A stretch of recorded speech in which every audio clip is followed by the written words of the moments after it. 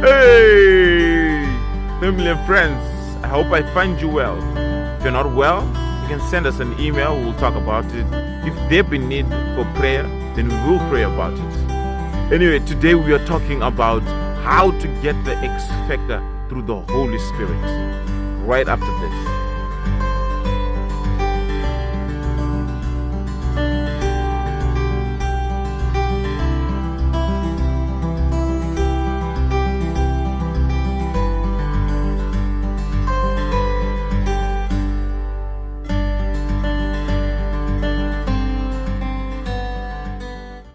Okay, so don't just enjoy the content that you're getting on this channel by yourself. Remember to share it with somebody, okay?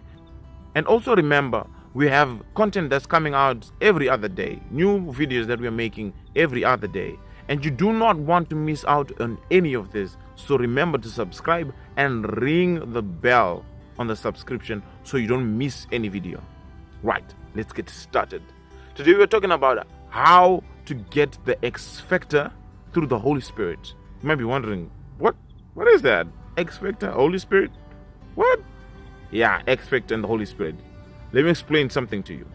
The X factor is that characteristic that makes you stand out, right? That's the X factor. Is that characteristic that is going to make you stand out. There is 1,000 people and you're competing for the same thing, whether it's the same job or it's the same tender or a performance, whatever it might be, and you want to stand out. That unique characteristic that makes you stand out of thousands of people, that is the X factor. Now we want to find out, how can you get that characteristic through the Holy Spirit? In Genesis 37 you can read the story of Joseph. Joseph definitely had the X factor. Joseph is the son of Israel, number 11 out of 12. The youngest is Benjamin.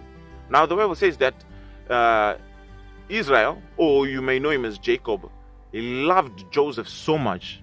Out of all his children, he loved Joseph so much that he made him a coat of many colors. Maybe you know him from those characteristics you used to read in those books when you were very little, as the guy that had a coat of many colors. That's Joseph. He was a dreamer, and God used Joseph since he was very young. Now at 17 years old, Joseph had a dream. And the first dream that he had was, they were in a field with his brothers and his father and mother, and they were putting sheaves together. And his sheaf, when they finished putting the sheaves together, his sheaf stood out. He stood above all the other sheaves, right? And then he told his father of this dream, and he told his brothers of this dream at 17. And then later on he had another dream again, where there was 12 stars and the sun and the moon. And the sun and the moon and 11 stars bowed to one star. And his father rebuked him and said to him, "Surely do you think that your mother and I and all of your brethren are going to bow to you in this earth?" The Bible said that his brothers hated him for this. They despised him. My friend, I want you to understand that by the end of this video, when you understand what the X factor is, when you know how to get the X factor through the Holy Spirit, when you get that X factor through the Holy Spirit, you are going to stand out.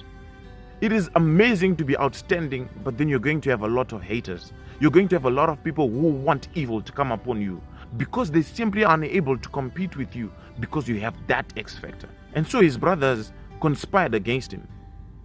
And one day they were in the field and he was sent by his father to look for his brothers, and he found them. They were in Dothan, I think that's the name. And then when he found them, and when they saw him coming, they conspired that let us kill him in this field and throw him in a pit and take his coat to our father and tell him that he was eaten by a wild animal. Then one of the brothers said, "Well, no, let us not shed blood. Let's just throw him in the pit." And they did throw him in the pit. But while they were there and he was in the pit, there was no water, there was no food in that pit. While they were there, they saw Ishmaelites who were passing by. These were traders, and they were on their way to Egypt.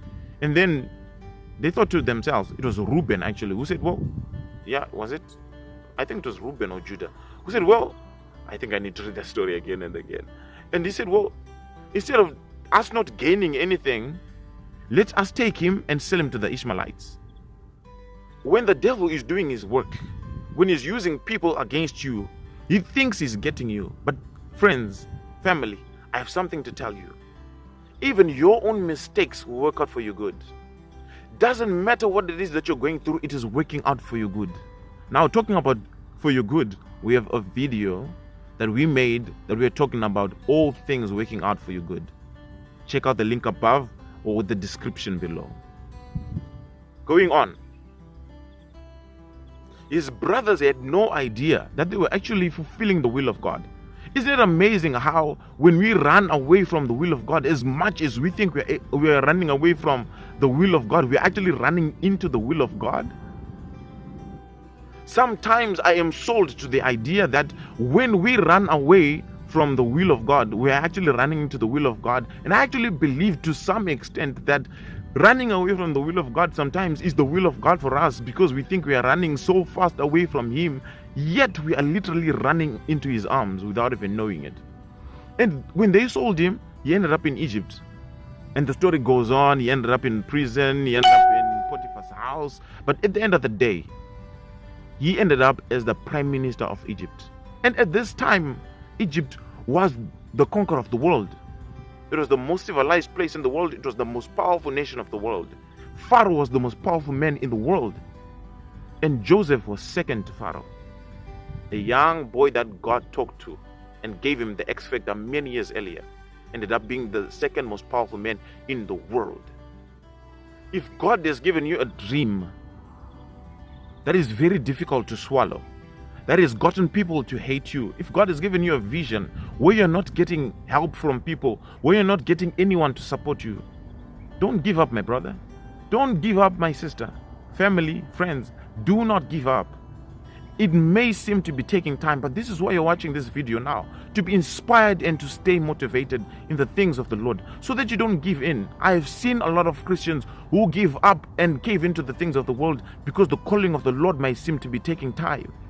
But I'm telling you, like he said, it's like a woman who's giving birth.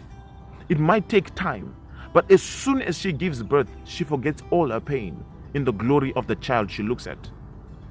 Now, the other person who had the X Factor was Saul, who later became Paul. Now, Saul's job, his profession, his main thing was to kill Christians. This is what he did. If you told Saul at that time, if you told him, hey, there's a Christian in my neighborhood, he would come with an army to come just for that one Christian to kill him. This is how much Saul hated Christians. And he had an encounter with the Spirit of the Lord. In fact, he had an encounter with the Son of God. And the Bible said that the Son of God, he showed up as a light. And when he showed up, they all fell down. They all fell down. And then the Son of God would talk to Paul. I can't go into detail, I don't have much time. And then Paul began the ministry of the Lord. Although Paul said that I am the least of all the apostles of God, I'm the least of all the saints of God, he became the most world-renowned apostle of all time, writing more than half of the New Testament.